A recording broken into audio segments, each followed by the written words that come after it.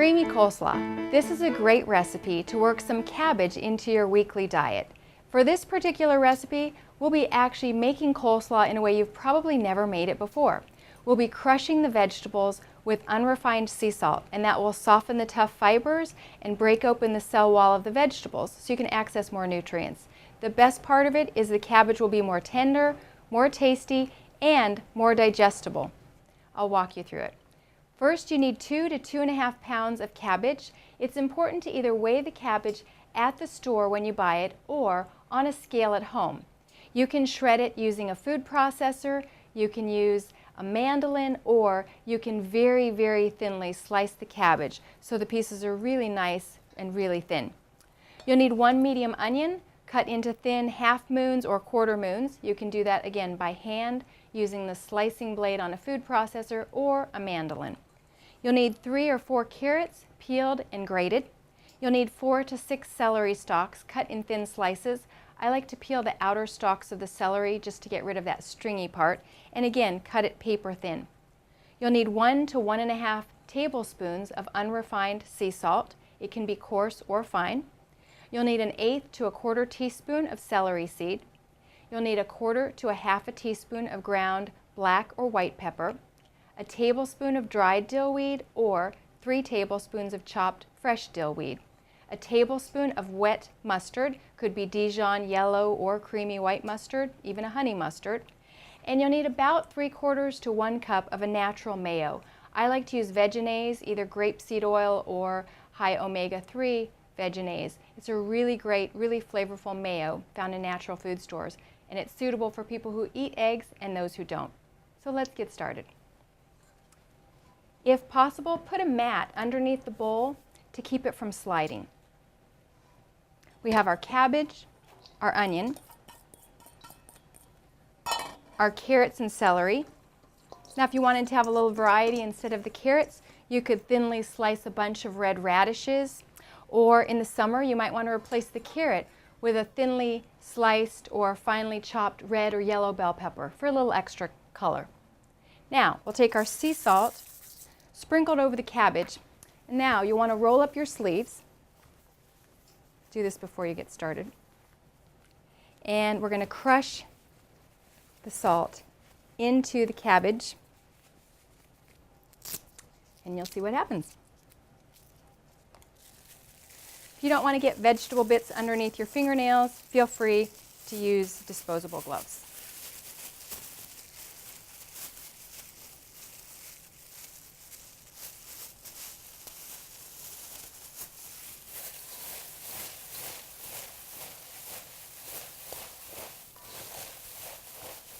It'll take a few minutes, probably 3 to 5 minutes, to soften the cabbage. If you want to get the cabbage started, you can actually crush it for a couple of minutes, leave it sitting for half an hour, come back, and then toss it and crush a little more. That's another option. I usually like to do it all at once.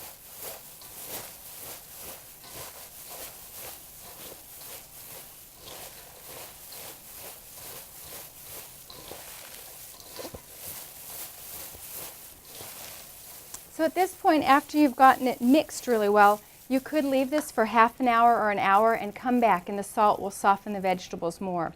If you want to speed up the process, you can just keep kneading right now.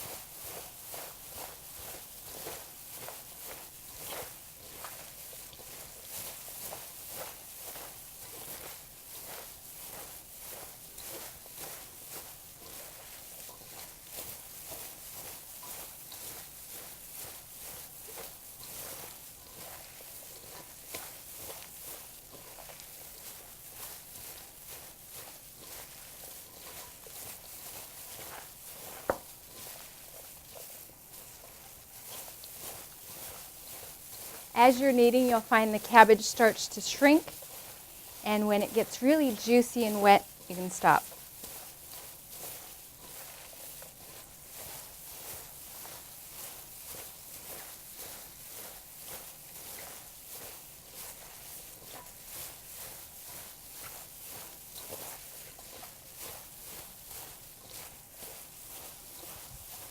All right, now look how soft this cabbage is. That's liquid coming out of the cabbage, and it's reduced in size by just about half.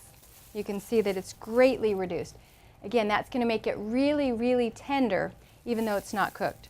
The next step is to scoop the cabbage into a colander to drain off the liquid. Then we'll give it a rinse, squeeze off the excess liquid, and then we'll toss it with our dressing.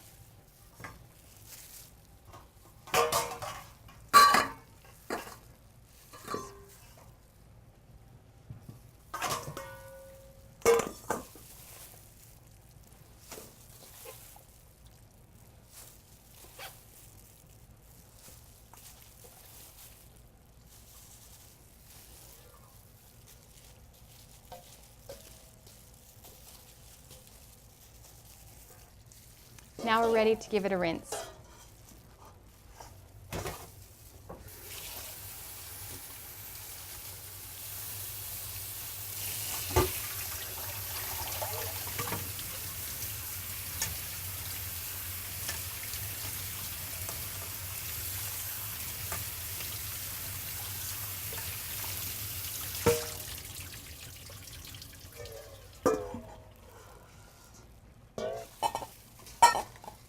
The next step is to squeeze the excess liquid out of the cabbage and put it back in our mixing bowl.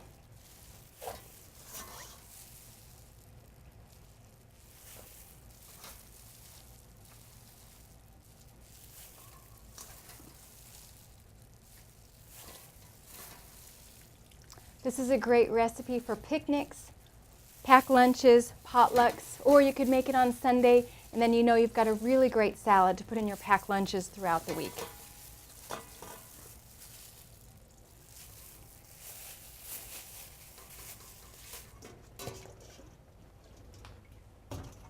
Now the next step is to mix our dressing. So we have our veggies,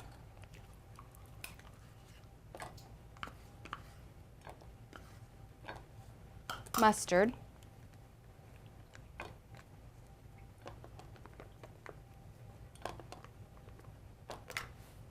we have our dill, black pepper or white pepper, and celery seed. Make sure you measure carefully. If you use too much celery seed, it can be really bitter. Now, if you don't want to do dill and celery seed, you can use other seasonings. I've made Cajun coleslaw before, or you could have a Tex-Mex flavor using different spices suitable to those cuisines. Now, we'll toss this with the cabbage and then adjust with more mayo as needed.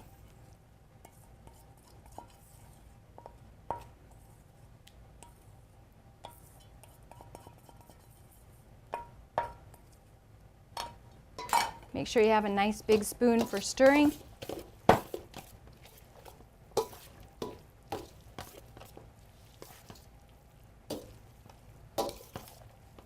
And if your coleslaw looks a little bit dry like this, just add a little more mayo. Depending on whether you have a 2 or 2.5 pound cabbage, you may or may not need a little bit more mayo.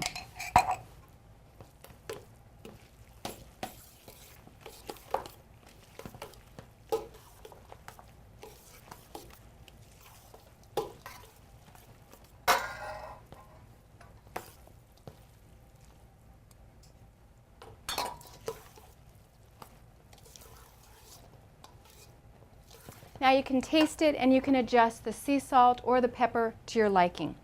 I like to pack it into quart jars from here, label it, and put it in the refrigerator, and then it's ready for multiple meals. And that's all there is to it.